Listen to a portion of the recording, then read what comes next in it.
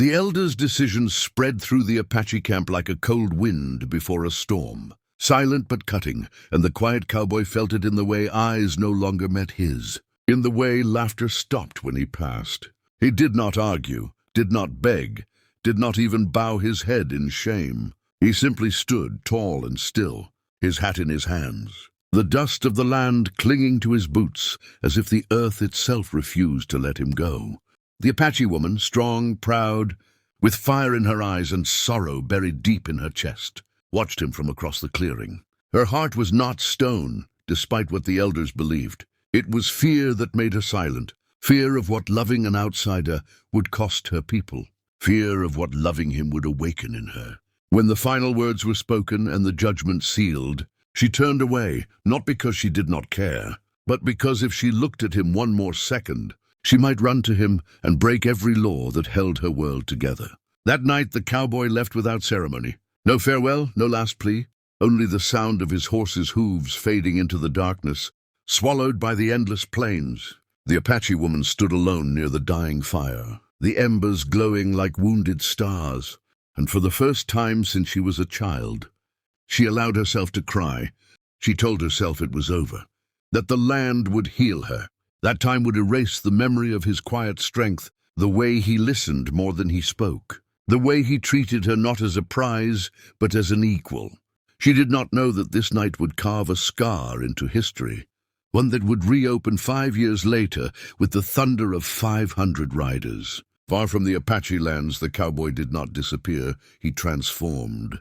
Rejection did not harden him into bitterness, it sharpened him into purpose. He rode through lawless towns, crossed deserts that killed weaker men, and stood his ground in places where mercy was seen as weakness. He worked as a ranch hand, a scout, a guard, and when trouble came, he never ran. Men noticed him not because he spoke loudly, but because when chaos erupted, he was the one still standing when the dust settled.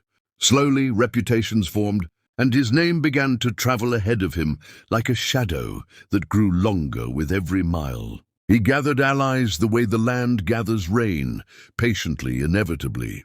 Men who had lost homes, men who had lost honor, men who believed in something larger than themselves. They followed him not out of fear but respect. Back in the Apache camp, life went on, but it was not the same. The woman who had rejected the cowboy carried herself with the same dignity, yet something in her eyes had dimmed.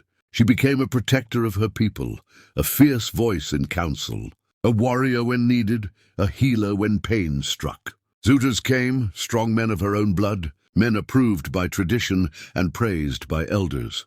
She turned them all away, not because they were unworthy, but because none of them were him. At night, when the fires burned low and the wind whispered through the tents, she remembered the cowboy's promise spoken long ago in a soft voice meant only for her. If the world turns against you, I'll still stand with you. She told herself it was only a memory. She did not know it was a vow still being honored. 5 years passed and the land grew restless. Raiders began circling the Apache territory, emboldened by rumors of internal division. Settlers pushed closer. Soldiers marched with maps that did not care who lived on the land before them. The elders argued, the warriors prepared, and the woman felt a familiar weight in her chest, the sense that a storm was coming. On a morning painted red by sunrise, a scout came running breathless, eyes wide with disbelief. "Riders," he said, "more than I can count." Panic rippled through the camp. 500 men was not a raid. It was an invasion. Mothers pulled children close.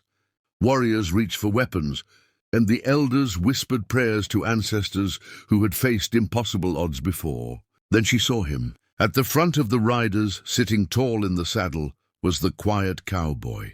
Older now, harder. His eyes carried the weight of battles fought and won. And behind him stretched a force unlike anything the Apache had seen. Disciplined, loyal, united. He raised one hand, and 500 men stopped as if they were a single body. Dust hung in the air like a held breath. The woman's heart pounded so loud she was sure others could hear it. This was not revenge. This was not conquest. This was something far more dangerous, resolve. He dismounted slowly and walked forward alone, unarmed. every step a reminder of the man who had once left in silence. The elders stepped forward, suspicion etched into their faces. Before they could speak, the cowboy looked directly at the woman, not with anger, not with accusation, with the same quiet certainty he had always carried. 5 years ago, he said, his voice calm but carrying across the clearing, you rejected me to protect your people. Today I return to keep the promise you never let me finish. Murmurs rose, fear mixed with awe. No one moved, and right here, right at this moment, this is where you should pause the story for your viewers, because what happens next will change everything.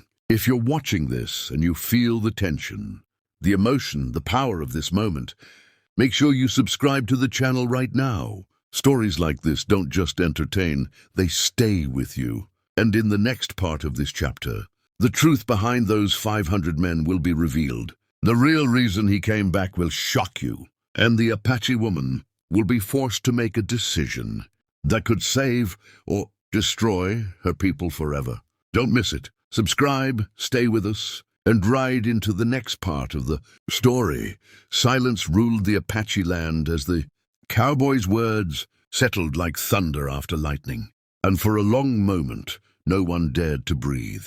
The woman stepped forward, her heart torn between duty and a truth she could no longer deny. She searched his face and saw not the boy she once sent away, but a man forged by hardship, carrying discipline instead of rage. The elders demanded answers, and the cowboy finally spoke the truth he had carried for 5 long years. The 500 men were not an army of conquest. They were defenders, ranchers, former soldiers, and native allies who had all lost something to the same enemies now circling Apache land. He had united them for one purpose only, to stand between the Apache people and the storm that was coming. He did not ask for land, power, or authority. He asked only permission to protect. Before the elders could respond, the threat revealed itself. Raiders attacked from the hills, believing the camp distracted. What followed was not chaos, but precision. The cowboy raised his hand once more, and his men moved like a living shield. The Apache warriors joined them, fighting side by side with those they had once feared. Dust, arrows, gunfire, and battle cries filled the air, but by sunset the land was quiet again. The enemy fled, broken and defeated. For the first time, the Apache people understood why fate had brought the cowboy back, not as an outsider, but as an ally chosen by destiny itself. When the smoke cleared, the elders bowed their heads in respect. The woman stood before the cowboy, tears shining but unashamed. This time she did not turn away. This time she spoke with strength, choosing love without abandoning her people. The land had tested them both, and they had survived. The cowboy did not return for revenge. He returned for honor, for promise, for a future written not in blood, but in unity. And from that day forward, his name was no longer spoken as a stranger, but as a legend tied forever to the Apache land. If this story moved you, inspired you, or made you feel the power of loyalty and patience, subscribe to the channel right now. More epic, emotional stories like this are coming, and you won't want to miss what rides in next.